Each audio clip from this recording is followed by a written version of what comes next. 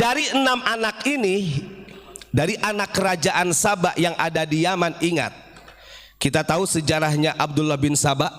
Ini ada korelasi. Abdullah bin Saba itu dia adalah delegasi Yahudi dari Yaman yang suku Himyar. Ingat, Himyar ini adalah salah satu putra dari Raja Saba. Bahkan Himyar sendiri di Yaman menjadi kerajaan Yahudi Nasrani terakhir yang ada di Yaman. Himyar itu Yahudi, Pak. Ya bukan berarti kita mengyahudikan orang Yaman, tidak. Ingat, saya ulangi lagi. Dari 6 anaknya putra Raja Saba itu ada yang nama Himyar. Himyar ini yang cikal bakal menjadi qabilah, menjadi raja terakhir atau kerajaan terakhir Yahudi dan Nasrani yang ada di Yaman.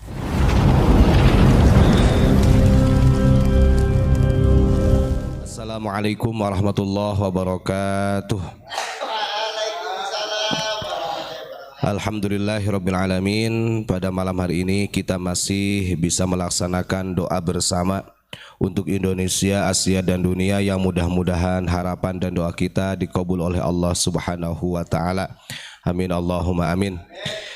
Para hadirin, para jamaah yang dimuliakan Allah Subhanahu wa taala, pada malam hari ini saya akan membacakan salah satu kitab tafsir dari Ibnu Katsir yang saya buka, yakni surat Saba ayat 15, 16, 17. Jadi di dalam ayat atau surat Saba ayat 15, 16, 17 ini menjelaskan tentang kerajaan Saba atau kaum Saba, yang mana kaum Saba ini sudah diberikan kenikmatan, kemewahan, kemakmuran, subur makmur, tapi yang pada akhirnya mereka berpaling dari Allah Subhanahu wa taala, yang kemudian dihancurkan oleh Allah Subhanahu wa taala. Nah, untuk lebih jelasnya mari kita simak sama-sama di manakah letaknya kerajaan Saba atau kaum Saba itu tersebut dan kapan berdirinya. Kemudian apakah kelompok-kelompok kaum daripada kabilah Saba ini bertransformasi atau tidak? Maka kita ikuti kajian pada malam hari ini seperti apa yang disampaikan oleh baginda Rasul yang dinukil oleh Ibnu Katsir di dalam kitab tafsir Ibnu Katsir.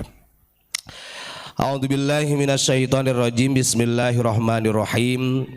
Allah Subhanahu wa taala berfirman di dalam surat Saba atau kaum Saba, surat ke-34 ayat 15, 16, 17. Laqad kana li saba'in fi maskanihim ayah jannatani an yamini wa shimal kulu min rizqi rabbikum washkuru lah baldatun tayyibatun wa rabbun ghafur.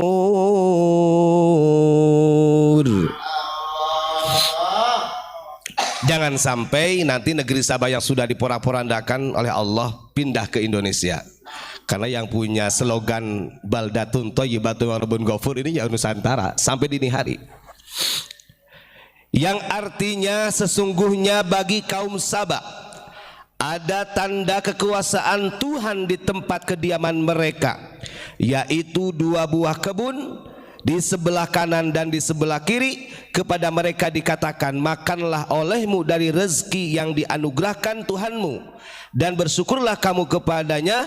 Negerimu adalah negeri yang baik dan Tuhanmu adalah Tuhan yang maha pengampun, gemah ripah loji nawi. Itu ayat 15. Dilanjutkan dalam ayat 16-nya. Fa'aradu fa'arsalna 'alaihim sailal 'arimi wa baddalnahum bijannatayhim jannatayn dawatay ukulin khamti wa asli wa syai'in min sidrin qalil.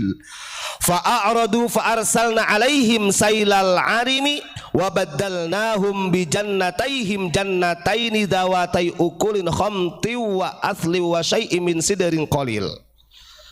Yang artinya, tetapi mereka berpaling, maka kami datangkan kepada mereka banjir yang besar Dan kami ganti kedua kebun mereka dengan dua kebun yang ditumbuhi pohon-pohon yang berbuah pahit, pohon asal namanya, dan sedikit dari pohon sidir. Nah, itu ayatnya ya. Sekarang kita buka tafsirnya. Bismillahirrahmanirrahim. Ibnu Katsir memberikan penjelasan dari ayat tersebut. Kanat sabaun mulukal yamani wa ahliha. Ingat, kaum Saba atau kerajaan Saba itu terletak di negeri Yaman kuno. Saya ulangi, kerajaan Saba atau kaum Saba itu terletak di negeri Yaman kuno. Wa kanat at-tababi ahminhum wa bilqis sahibatu Sulaiman alaihi salatu wassalam min jumlatihim. Yang nantinya kerajaan Saba juga akan dipimpin oleh Ratu Bilqis. Itu yang dipahami. Kapan kerajaan Saba itu berdiri? Ingat, kerajaan Saba itu berdiri di abad 10 sebelum Masehi. Yang dipimpin waktu itu adalah Saba bin Yazjib bin Ya'rib bin Qahtan. Jadi Saba itu nama orang. Wa kanu fi ni'matin wa ghadadatin fi biladihim wa 'aishihim wa ittisa'i arzaqihim wa zuru'ihim wa thamarihim. Dan di negeri Saba itu Allah anugerahkan kemakmuran, kenikmatan yang sangat luar biasa, kehidupan yang gemah ripah jinawi. Allah berikan rezeki, tumbuh-tumbuhan, buah-buahan. Wa ba'atsallahu tabaraka wa ta'ala ilaihim ar-rusula ta'muruhum ayyakulu min rizqihi wa yashkuruhu bi tauhidihi wa ibadatihi. Yang kemudian Allah Subhanahu wa taala mengirim delegasi, mengirim utusan ke negeri Saba untuk memberikan kabar gembira kepada penduduk Saba tersebut untuk memakan apa yang Allah berikan sebagai rizki dan bersyukur kepada Allah dan bertauhid ibadah kepada Allah. Jadi negeri Saba itu negeri yang terletak di Yaman kuno dan itu sangat subur makmur. Dulunya di negeri Saba itu mereka menyembahnya pada matahari. Ingat-ingat. Nah, kemudian Allah mengirim delegasi Rasul untuk mengajak kaum Saba ini beriman kepada Allah, bersyukur atas rizki yang Allah berikan. Fakanu kadzalika ma sya'allahu ta'ala thumma a'radu amma umiru bih. Nah, yang terjadi setelah kaum Saba ini Allah berikan kenikmatan, Allah berikan rizki yang berlimpah. Ketika Allah perintahkan delegasinya supaya mengajak kaum Saba ini menyembah kepada Allah, justru mereka berpaling dari apa yang diperintahkan oleh para rasul. Artinya khianat. Fa'uqibu bi irsali saili wa tafarruqi fil bilad. Yang pada akhirnya karena kaum Saba ini khianat, tidak mau beriman kepada Allah, setelah diberi kenikmatan yang luar biasa, sempat beriman dulu Pak waktu itu, sempat beriman, kemudian dia ingkar karena merasa kenikmatan berlebihan, akhirnya Allah turunkan siksa. Bahkan waktu di bumi juga diberikan siksa, namanya banjir bandang pada waktu itu. Banjir yang sangat luar biasa sebagai siksaannya kaum Saba. Lalu kemudian waqala Imam Ahmad. Imam Ahmad berkata, jadi pernah ada salah satu sahabat yang bernama Urwah radhiyallahu an qala ataitu Rasulullah sallallahu alaihi wasallam faqultu ya Rasulullah. Jadi pernah ada salah satu sahabat yang bertanya kepada Rasulullah, ya Rasul, Saba itu apa sih?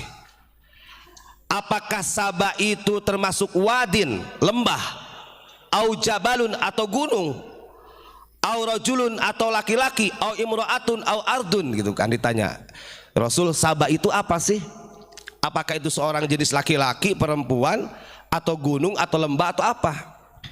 Maka dijawab oleh Kanjeng Nabi, qala sallallahu alaihi wasallam, la bal huwa rajulun minal Arab.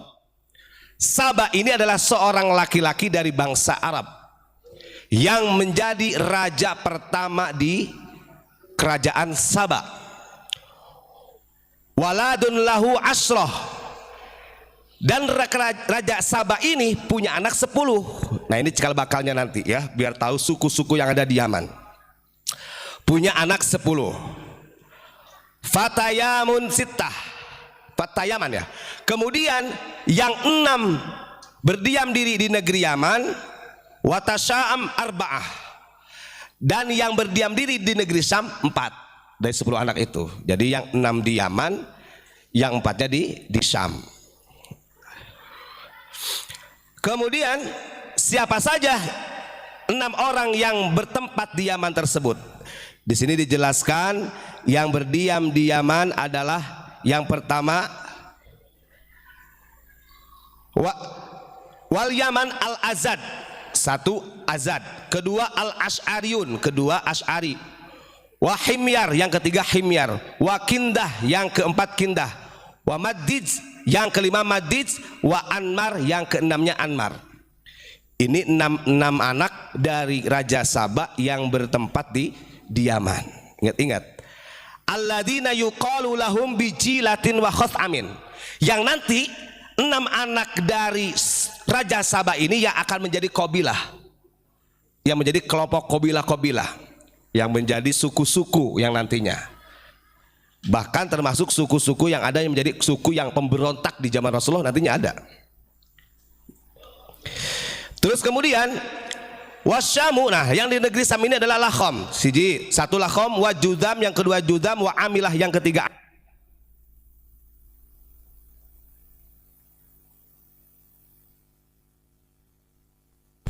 Saya ulangi ya,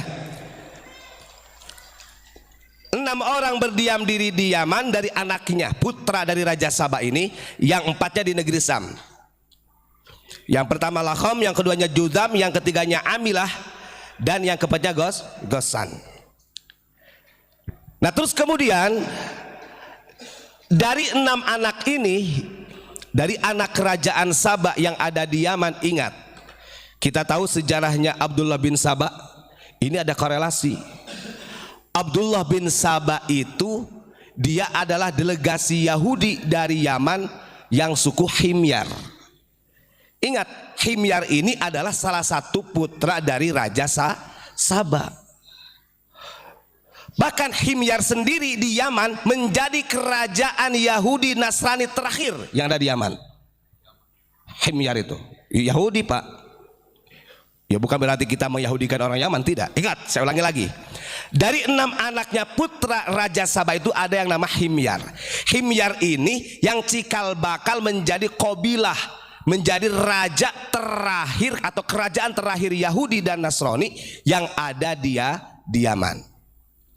Makanya Abdullah bin Saba itu tercatat dalam sejarah, bahkan di NU online, Abdullah bin Saba ini delegasi dari Yahudi Yaman, dari suku Himyar atau kerajaan Himyar, bahasanya begitu, yang dia pura-pura mu'alaf, pura-pura masuk Islam, yang seakan-akan loyalitas kepada perjuangannya Utsman bin Affan, padahal dia ingin menghancurkan dua kubu antara Utsman bin Affan dengan Sayyidina Ali. Dan dari Abdullah bin Saba inilah yang kemudian muncul kelompok ekstrim, radikalisme, pemberontakan kepada pemimpin pemerintah yang sah. Jadi kalau kita lihat ada pemberontakan, kemudian ingin mendirikan khilafah, itu dari sejak zaman sahabat sudah terjadi. Karena Abdullah bin Saba ini, beliau yang membentuk Syiah ekstrim pada waktu itu, yang kemudian menjadi kelompok Khawarij yang kemarin dibuka di dalam kitab Abuya. Kan ngeri. Dan ini terus bertransformasi. Terus kemudian kaitannya dengan ayat tersebut kita buka di dalam kitab Sunnah Abu Dawud. Ini yang terpenting ya, bahwa bahayanya di zaman sekarang, kemarin kan sudah dibuka, saya terusin dari hadis yang dibuka oleh Abu Yamamah Ghufran, karena biar orang lebih memahami. Kemarin Abu Ya sudah menjelaskan mantarokal jamaah qida shibrin faqad khala'a ribqatal islami fi min unuqihi, itu kan. Barang siapa yang meninggalkan ajaran Ahlussunnah wal Jamaah satu jengkal saja, maka sudah barang tentu sungguh di situ tali keislamannya terputus. Nah ini ngeri sebenarnya, apalagi sekarang sudah zaman-zaman fitnah. Nih, di dalam Sunan Abu Dawud, di dalam babu fikah fil lisan, hadis yang ke-4264. Hadatsana Abdullah al-Malik bin Su'aib bin Laits, diceritakan dari Abdullah bin Malik bin Su'aib al-Laits. Hadatsani Ibnu Wahb bin hadatsani Laits, diceritakan dari Ibnu Wahab dari Laits an Yahya bin Sa'id qala Khalid bin Abi Imran, berkata dari Khalid bin Imran an Abdurrahman bil Bailamani, dari Abdurrahman bil Bailamani an Abdurrahman bin Hurmuz, dari Abdurrahman bin Hurmuz an Abi Hurairah radhiyallahu an, dari Abu Hurairah radhiyallahu an, anna Rasulullah sallallahu alaihi wasallam, Rasulullah sallallahu alaihi wasallam bersabda, satakunu fitnatun sammaun bakmaun amya'u man asrafalaha istarafat lahu wa israful lisani fiha kawuqu'is saifi. Kata Nabi, nanti di akhir zaman ini pentingnya kita menjaga lisan. Akan ada fitnah di mana orang itu banyak yang tuli, orang-orang itu banyak yang bisu, orang-orang itu banyak yang buta. Man asrafalaha istarafat lahu. Barang siapa yang mendekati orang-orang tersebut, fitnah tersebut, maka dia akan tertarik. Bahkan wa israful lisan fiha kawuqu'is saifi.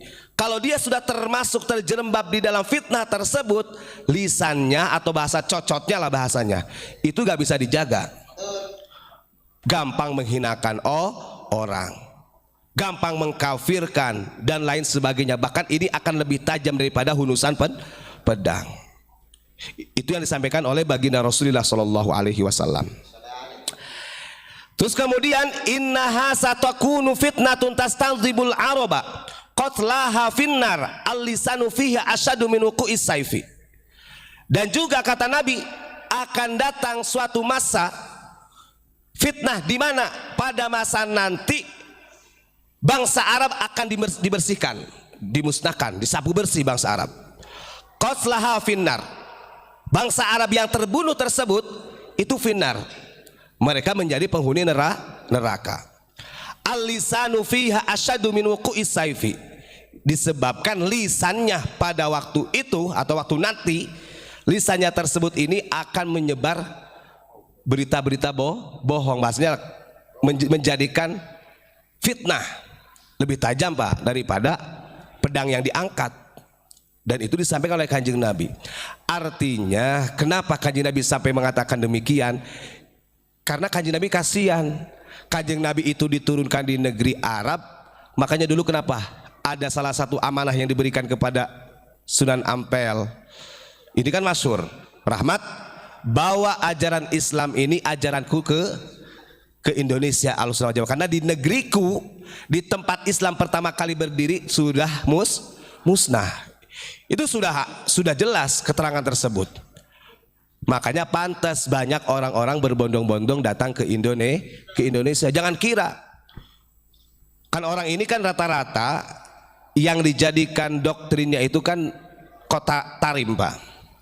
Bahkan ada salah satu dari Oknum Habib juga yang mengatakan di Tarim itu loh para ulama, para habaibnya ibadah 24 jam, begitu katanya. Beda dengan di kita. Di Indonesia itu kata dia, saya lupa lagi namanya itu, ada tuh kemarin saya dengerin. Di Indonesia itu mari ngaji turu, selesai sholat tidur, ujung-ujungnya masuk neraka, gitu loh. Beda dengan di Tarim gitu katanya. Di Tarim itu 24 jam ibadah, sampai para ulama Indonesia itu merasa istilahnya kagum karena Tarimnya yang disebut. Sebenarnya kalau kita lihat dari sejarah tadi, ingat kerajaan terakhir Yahudi Nasrani itu suku Himyar di masa itu, dan itu letaknya dia di Yaman. Maka jangan salahkan ketika ada sejarawan yang mengatakan, ingat di Yaman itu ada doktrin-doktrin Yahudi. Sudah jelas-jelas yang memberontak waktu itu, menjadi provokator yang menghancurkan Muawiyah dengan Sayyidina Ali dari delegasinya Yaman. Ya mudah-mudahan lah kita doakan, mudah-mudahan ulama-ulama kita mulai memahami dan bisa menjelaskan ke masyarakat tentang sejarah ini.